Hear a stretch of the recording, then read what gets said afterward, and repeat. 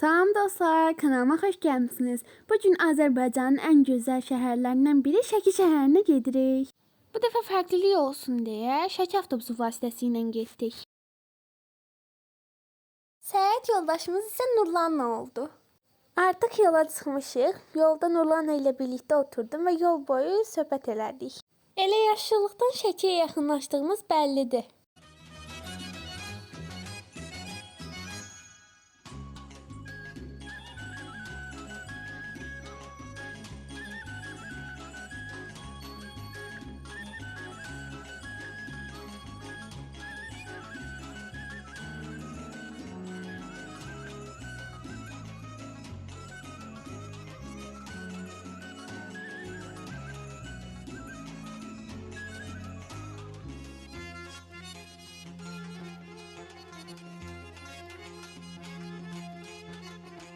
Şəhəri gəzməyə başlamadan öncə səhər yeməyinə gəldik.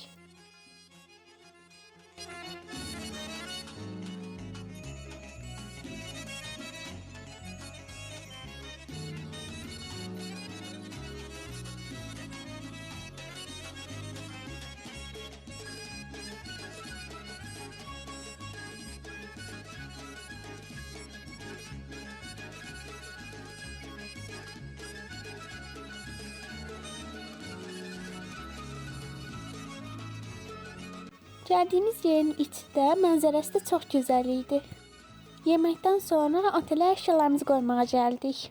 Otel olaraq Central Hostel seçmişdik və otağımız belədir.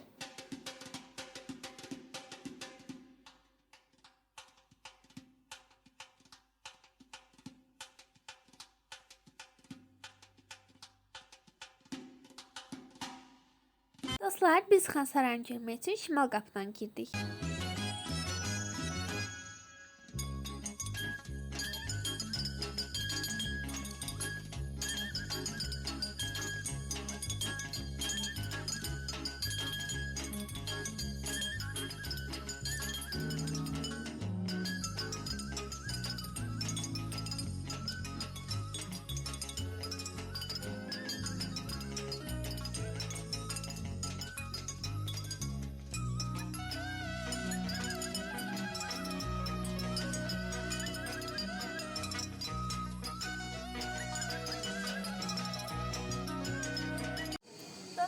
Hal-hazırda Şəki Xansarayın yanındayım və sizə biraz bura haqqında məlumat verəcəm. Əslində bundan öncəki Şəki səyahətinin videosunda bura haqqında ətraflı məlumat vermişdim, amma bu dəfə də fərqli məlumatlar verəcəm.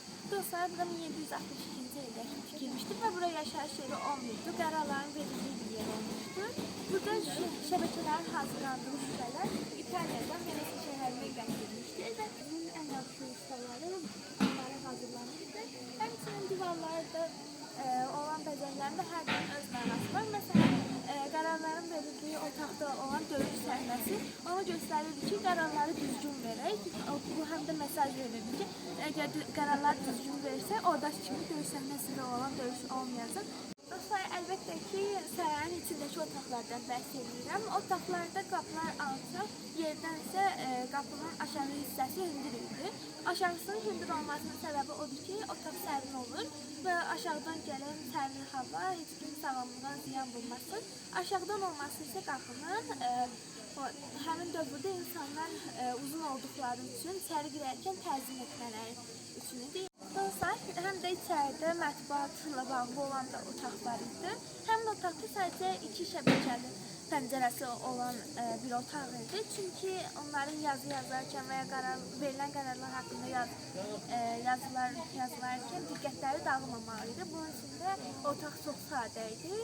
Həm otaqda yazıları, kağızları qoymaq üçün yer, həm də yuxarıda şamdanları, şamları qoymaq üçün hündür sıralar var idi.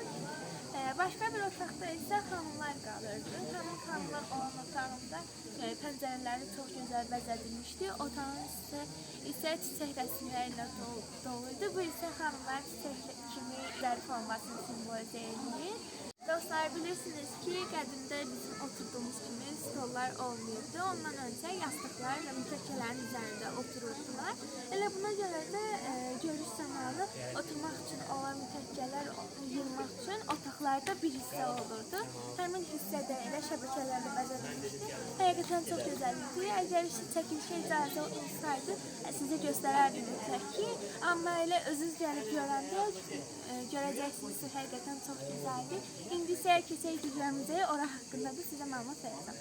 Dostlar, siz də bura valideynləriniz və dostlarınızla gələ bilərsiniz. Mənim kimi məktəbli olanlara ödənişsiz gələ bilirsiniz. Tələbələr isə tələbə kartını göstərərək 1 manata keçə bilirlər. Digərləri isə 2 manatla içəri daxil ola bilirlər. Dostlar, indi də Abada gəldik.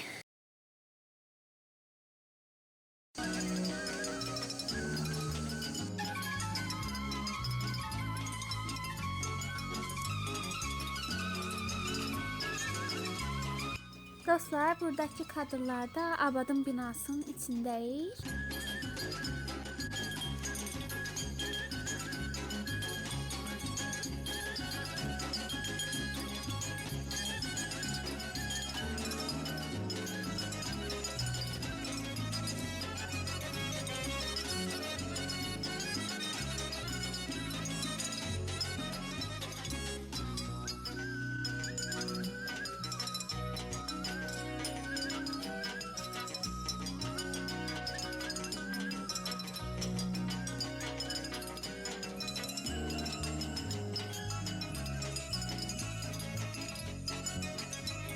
Dostlar, Abadın həyətində xərcilər var idi.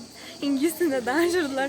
Mən də nəsə çox xoşuma gəldilər. Onlarla danışmaq istədim, şəkil çəkdirmək istədim. Amma utanırdım getməyə. Axırda nə qədər yanlarında hərləndimsə, özləri hiss edib mənə çağırdılar içinə də. Dedilər ki, hay falan dedilər.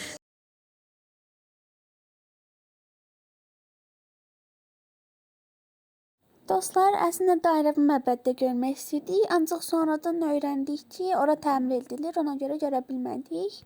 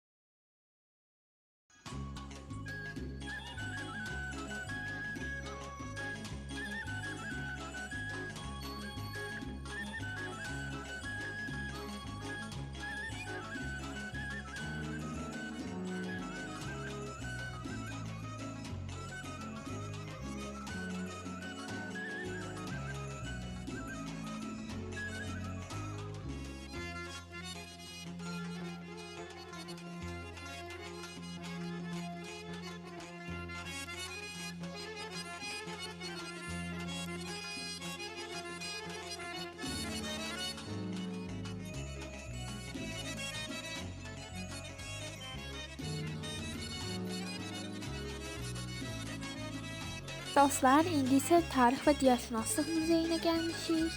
Dostlar, muzeyin həm qaleriya hissəsi, həm də tarixi eksponatlar olan hissəsi var idi. Həqiqətən çox maraqlı idi.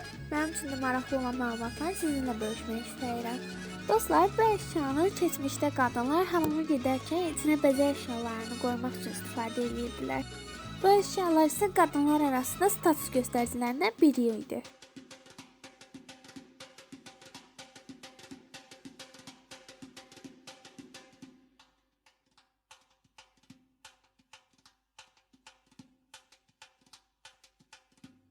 Dostlar, buradakı daşlar gələrsən görərsən qalasının qalıqlarından biridir. Bu maketin üstündəki topu isə Nadir Şah Hindistan səyahətində gətirmişdir. Muzeydə mənə çox diqqətimi çəkən şeylər qadınların istifadə elədiyi bəzək əşyalar oldu. Ən çox xoşuma gələn eksponat isə bu oldu. Bu bir qadının skeletidir və skeletin üzərində elə bəzək əşyalar da var. Muzeydə və Abadda çoxlu vaxt keçirdikdən sonra otelə qayıtdıq. Biraz istirahət elədikdən sonra isə axşam yeməyinə çıxdıq. Çölə çıxanda isə çoxdandır arzusunda olduğum eynəyi aldım. Dostlar, biz Şəkidə 2 gün keçirdik və bu hələ 1-ci gün idi. İkinci günün videosunu isə bir neçə gün sonra kanalda izləyə biləcəksiniz. Əgər videonu bəyəndinizsə, like atmağı və kanala abunə olmamışsınızsa, abunə olmağı unutmayın. İkinci videoda görüşərik.